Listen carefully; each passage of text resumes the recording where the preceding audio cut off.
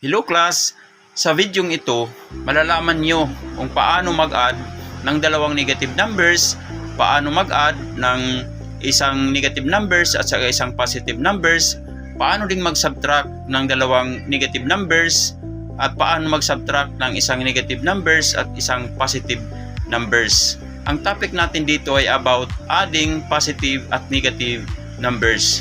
Ito ang kasagutan sa mga problema nyo kung paano mag-add ng mga numbers na magkaiba ang symbol. Kaya manood at mag-focus kayo dito sa video ito. Ang topic natin ngayon ay adding positive and negative numbers. The objectives after the discussion, you are able to add positive and negative numbers, subtract positive and negative numbers, define number line, and illustrate numbers on horizontal line. Okay. Ngunit bago tayo pumunta sa pag-a-add at pagsasubtract ng positive at negative numbers, i-discuss muna natin anong ibig sabihin ng number line. Let us define number line.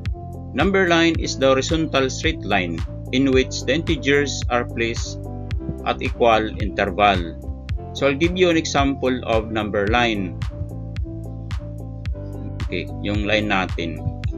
Okay, yung number from 0, 1, 2, 3, 4, 5 to the right or infinity ay tinatawag yan na whole numbers. Yun ay greater than na numbers. Okay. So ito naman yung negative 1, 2, 3, 4, 5, 6, 7, 8 to the left, to the infinity ay yung natural number na negative. Ngunit ito, pag naghalo na sila, yung negative numbers at saka positive numbers starting from 0 to the right, yung positive niya, ay tinatawag na itong integers.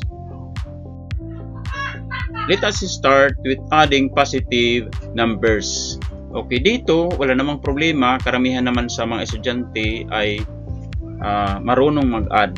Ipapaliwanag ko lang na when we add two positive numbers, the result is always be a positive kasi patungo siya sa right. Okay, I give you an example. Pag mag-add tayo halimbawa ng 1, isa tayo sa mababang number, plus 5, 1 plus 5, ang sagot niya ay 6 ang sagot niya. Bakit 6? Ipapaliwanag ko dito sa number line. Gamit itong integers. Okay, bakit 6 ang sagot niya? Magmumove tayo pa kanan kasi greater than siya eh. Mag-umpisa tayo dito sa number 1, yung magka-count tayo ng 5 kasi i-add natin yung 1 to 5. So start natin yung 1, 2, 3, 4, 5. Kaya 6 ang sagot niya. Yun ang ibig sabihin ng adding positive numbers. Ngayon, adding negative numbers. Okay. Dito, karamihan sa mga estudyante ay medyo nakukonfuse pa sila kung paano mag-add. Siguro nakakalimutan na nila. So, mas maganda, manood kayo dito kung paano mag-add ng negative numbers. So, adding negative numbers will always be result into a negative numbers because pakaliwa siya eh, pakaliwa. Halimbawa, mag-add tayo ng negative 2. Negative 2 plus negative 3. Okay. So, pakita ko sa inyo ang sagot. Okay, ang sagot dito ay 5. Negative 5 ang sagot niya. Sir, bakit negative 5 ang sagot? Okay, punta tayo sa number line. Okay, narito yung negative na natural numbers. Okay, mag-umpisa tayo sa negative 2. Ngayon, pakaliwa tayo. Pakaliwa. Dito tayo mag-start sa 2 at bilang tayo ng 3 kasi mag-a-add tayo ng 3. So, start tayo dito sa 2, 1, 2, at saka 3. Kaya ang sagot niya ay 5. Okay? Ang sagot niya ay 5. Negative 5 ang sagot niya. Kaya negative 5 ang sagot pag nag-a-add tayo ng negative numbers. Okay? Sana naintindihan nyo. Next, subtracting positive numbers. Ngayon naman, halimbawa, ang number natin ay positive 2. Then, sinasubtract natin siya ng 5. Okay. Ang sagot niya ay negative 3. Okay. Sir, bakit negative 3? Ngayon, papakita ko din sa inyo kung paano negative 3 ang sagot gamit ang number line. Okay. Mag-start tayo dito sa positive. Positive.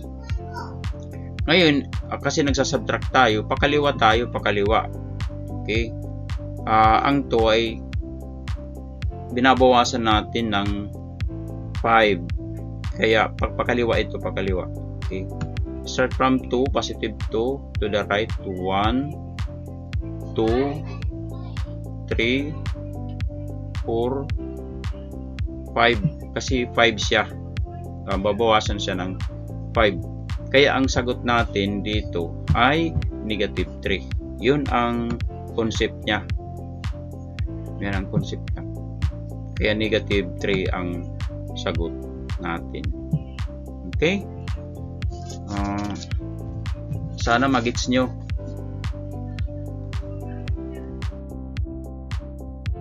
Okay, sir, what about subtracting negative numbers? Okay, I'll give you an example. Ngayon, negative 2 subtract natin sa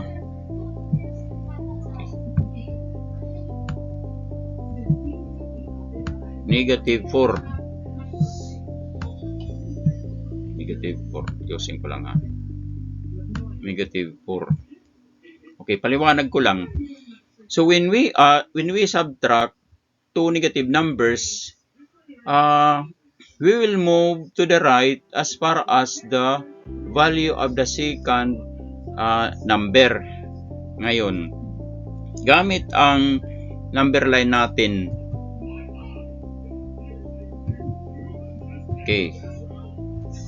So, move lang natin to the right kung ilan ang value ng second number natin. Yung first number natin ay negative 2, ang pangalawang number natin ay negative 4. Okay, start tayo sa negative 2 dito. So, count tayo 4 na beses. 1, 2, 3, 4. Kaya ang sagot dito ay 2. Positive 2 ang sagot niya. Okay.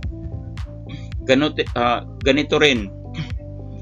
Pag tayo ay nagsasubtract, ang sign natin dito ay negative at saka i-multiply natin ito dito sa negative number sa loob ng parenthesis. Ganito siya.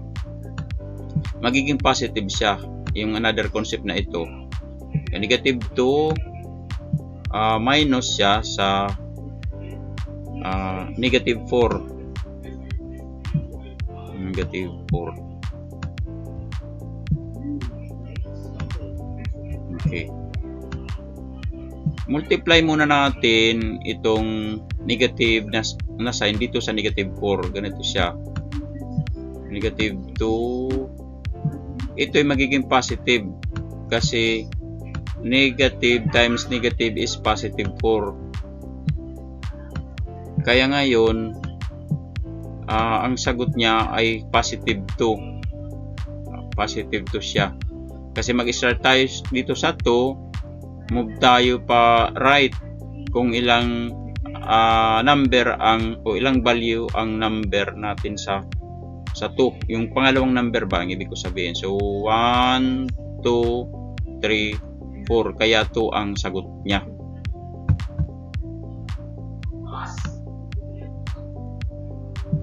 So I hope nakapag bigay ako ng aral sa inyo. Salamat sa panonood.